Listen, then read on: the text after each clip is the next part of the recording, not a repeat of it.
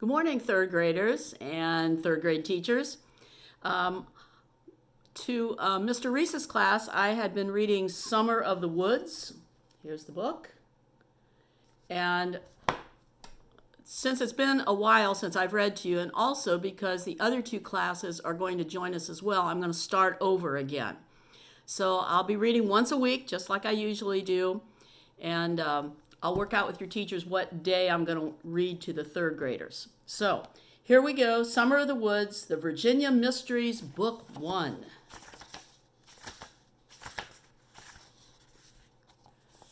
The Woods. In the long hot summers of central Virginia, the trees danced at night.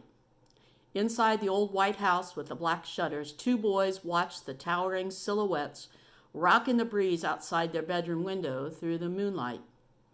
The brothers shared a room and talked back and forth to each other in their beds, trying to keep themselves from falling asleep like all boys do. When they grew tired of talking and laughing, they lay still and listened to the wind moving through the high trees all around their house, moaning like an old train slowly chugging through the darkness. It was the second week of June, and the school year was over early since only a few snow days had been used over the winter months. A seemingly endless summer vacation lay ahead of them. The air was getting hot, and the days were long, stretching far into the evening. Derek and Sam had just moved with their parents from up north to Virginia the week before. They'd said goodbye to their friends and their school and followed the moving truck on the long drive down the interstate highway. One of the things that had excited them most about moving into their new home, despite having to leave all they knew behind, was the deep woods that lay past their playground. That lay past their backyard. So as their parents unpacked the house, the boys began to venture outdoors. At first, the dark woods were a little scary for Sam, who was 8, and Derek, who was 10. But as the boys cautiously began to explore this new, uncharted world, their young minds started to dream about the adventures and mysteries that lay beyond the grass of their yard. Years later, when they'd grown up and had families of their own, the brothers loved to talk about the memories from their very first summer living in Virginia, the summer of the woods. Sam leaned his head up against the window pane and stared out into the woods of their new backyard. Everything looked so different from their old neighborhood. It had been mostly streets and sidewalks and houses, one after the other. He could practically touch their neighbor's house while still standing in his own driveway. When he ate dinner with Derek and his parents each evening, if he looked out the window, he could often see the family next door doing the same thing. There were some trees, but just small ones that grew in front of each house. Nothing like these monsters, thought Sam, as he looked out into his new yard. And while there aren't a lot of pictures in this book, there are a few, and I will share them with you. Mom and Dad had picked this house so the boys could have more room to play outside and be in nature. Dad had grown up on a farm in upstate New York and was tired of living in the crowded suburbs. Boys need room to roam, Dad had said to Mom. Well, there's plenty of room to roam here, Sam said to himself. Who's going to roam? Asked Derek as he entered the bedroom. No one's going to roam, Derek, answered Sam. That's like on the other side of the country. Well, actually, it's all the way across the Atlantic Ocean, said Derek. Speaking of water, I want to go exploring around the creek bed in the woods. It's just sitting there waiting for us. Come on, let's get some supplies and ask Mom. The boys loaded themselves down with full explorer gear. They had hats, belts, water bottles, and bandanas tied around their necks. Derek carried a dark blue backpack, which he'd packed with a couple of walkie-talkies he'd received the Christmas before last. He also brought Dad's binoculars, a plastic compass, and a wilderness guidebook that showed how to build a lean-to. Ready for adventure, they ambushed their mom in the kitchen with desperate pleas to go exploring. At first, their mom wasn't comfortable allowing the boys out in the woods very long by themselves. You boys don't even know what's out there, worried Mom. Why don't you give yourselves a bit more time to get settled before I completely lose sight of you? Have you even unpacked your closet boxes yet? We will, we promise, said Derek, as soon as we get back. We really want to see the creek. Mom, we need room to roam, pleaded Sam. Dad said so. Their dad heard the ruckus and came into the kitchen carrying an old stopwatch with an alarm. He tied it onto the strap of Derek's backpack. I set the timer for 1 hour, said Dad. When the alarm goes off, it means it's time to come back home. I don't want you guys wandering too far off until you learn your way around out there. Woods like these can be great fun, but they can also be dangerous if you're not careful. Stay together so you don't get lost. The boys agreed to his instructions and marched out the back door like they were headed off to war and ran excitedly down the hill and into the woods. As they entered the trail, it became darker beneath the canopy of trees. Huge oaks and evergreens towered above them, with thick, coarse trunks that climbed high into the sky, with branches and leaves only near the very top. The boys pressed on along the trail until they could hear the sound of water moving over rocks where the creek bed gurgled. Come on, I see it, yelled Derek. The creek was just a small bit of water, not a big river or even a stream. It moved slowly with occasional ripples as it passed over larger rocks, and its bed wound through the forest like a slithering snake. Old dead trees littered the woods, and some lay fallen across the water, stretched out at odd angles like wooden bridges. The fallen logs were great for pirate games. Derek made Sam walk the plank over a river of ravenous crocodiles waiting to devour him. Sam consulted his compass, even though he didn't really know how to use it. He declared that they should head west, or, as Derek reminded his younger brother, they should go left. For close to an hour, the boys hopped across the small rocks that littered the water and turned over stones to hunt for salamanders and crawfish, all the while keeping a keen eye out for snakes. The old lady who lived next door, Mrs. Haskins, had come by the day they moved in to say hi and give them a cake she had made. She warned them about copperheads living in the woods, which Dad said were poisonous snakes. It had nearly been enough to give Sam second thoughts about the whole exploration idea. But after some convincing by his older brother and a talk with Dad about how unlikely it was that they would see one with all the noise they made, Sam felt a little better. If you see a snake, just don't step on it and don't try to pick it up. Go in the other direction and leave it alone. They're more scared of you than you are of them, Dad had counseled. Sam questioned whether that was really possible, but he trusted that Dad was right. The afternoon drew to a close, and the air grew slightly cooler as the boys moved deeper through the trees. In reality, they had not ventured more than a few hundred yards from where they'd begun their journey, but it seemed like miles and miles in the boys' mind.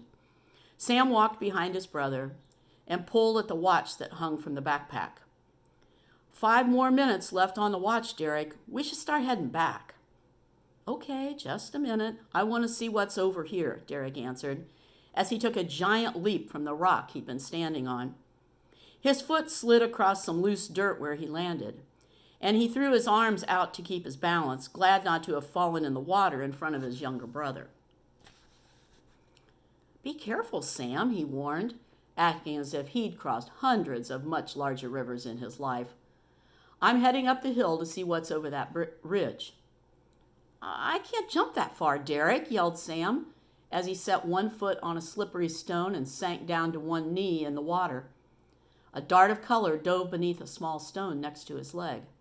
He instantly thought of snakes, but he was relieved when a brightly decorated salamander jumped back out from under the rock and stood frozen in the dirt as if it thought it was camouflaged. Oh, well, you're not a snake. Where are you going, little guy? Sam whispered quietly. The sunlight sparkled against the iridescent blue and silver stripes that ran from its head to its tail. Its tongue slipped in and out, seeming to test the air for danger. Sam reached his hand out slowly. When his fingertip bumped the salamander's tail, It leaped straight up in the air with a start and scrambled back to the creek bank and out of sight. Oh well, thought Sam. He looked up for Derek but didn't see him anywhere. He began to take a step when something shiny in the water caught his eye for an instant. Sam moved over to where he'd spied the shiny object. He balanced himself on a rock and looked down into the water. First, he didn't see anything. Whatever he had seen must be very small. But when he turned his head, he saw another sparkle. He reached his hand into the creek and picked up a small, round, metal object that had been lying on top of a smooth stone. What have we here? Sam mumbled to himself. Whoa, a coin! Sweet. Sam held the coin up between his fingers and inspected it in the late afternoon sun. He saw the words 1 cent in big letters across the back.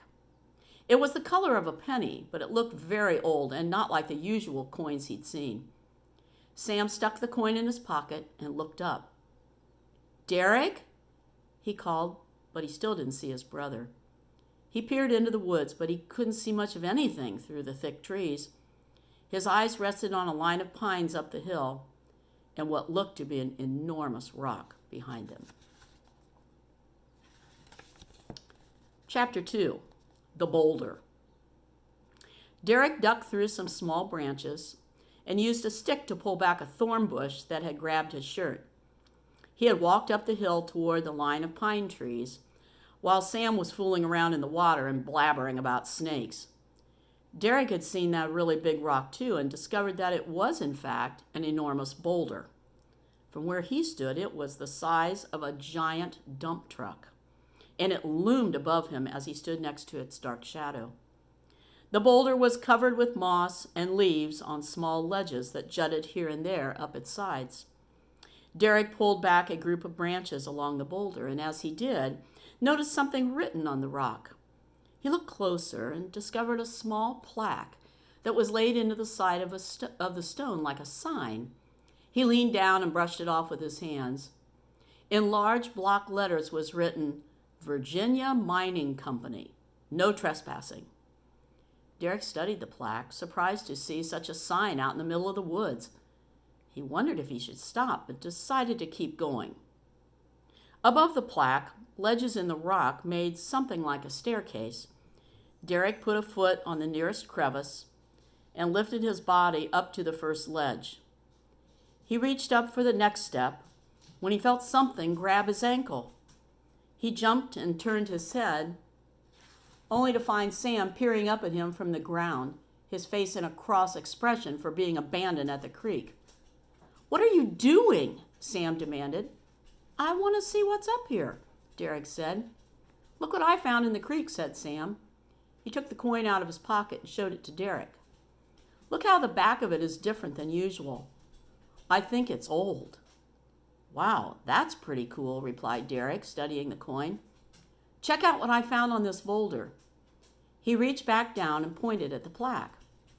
Virginia Mining Company, Sam read again. Mining. What is that, like a gold mine? "I doubt it," said Derek. "We'll have to ask Dad if he knows." "I don't think we should be up here, Derek," warned Sam. "No trespassing means keep out, I think." "Nah, this is really old," said Derek. "We're fine." He proceeded to scramble up the remaining ledges toward the top. "Wait for me," called Sam as Derek again moved out of sight. It was a tough climb along the edges of the boulder, and there were lots of little holes that might hide a lurking snake. Nonetheless, Sam tentatively followed his brother's path up the rocks and was soon beside him. Top of the boulder was flat and about 20 feet across. Sam looked out across the rock and realized that he could see a very long way. There was a valley ahead of them, and they were above all but the highest trees. It was a beautiful view with the drifting clouds and the deep woods all around.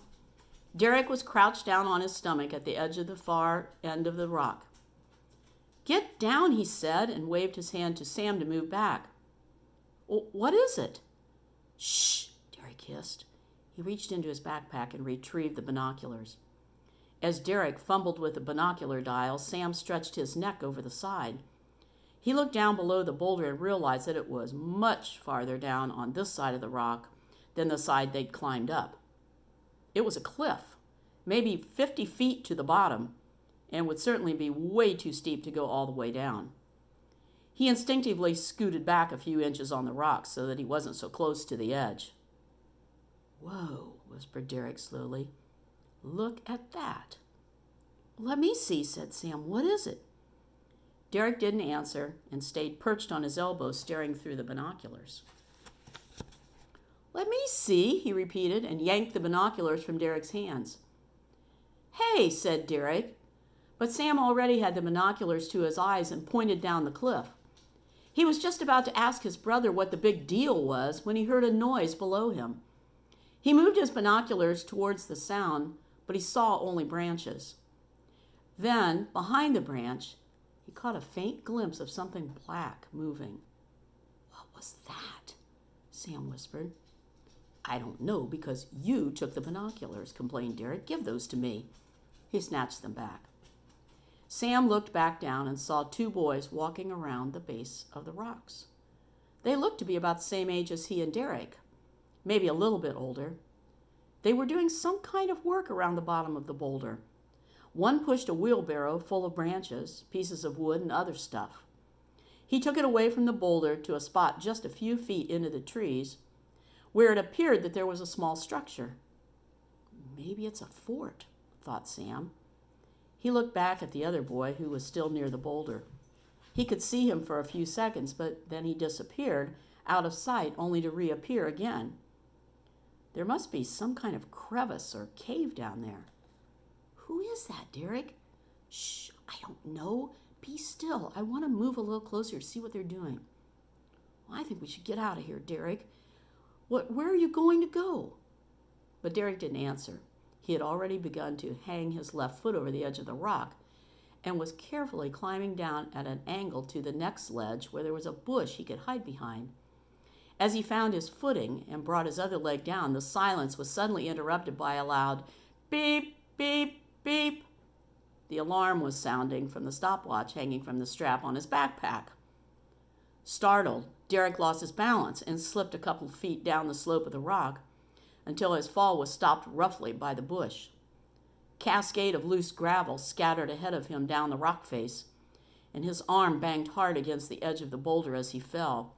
Sharp pain ran through his body. "Derek!" Sam yelled. He stood up to see where his brother had fallen. At the sound of Sam's yell and the watch beeping, the activity at the bottom of the hill stopped, and the other boys turned their heads up towards the peak of the boulder.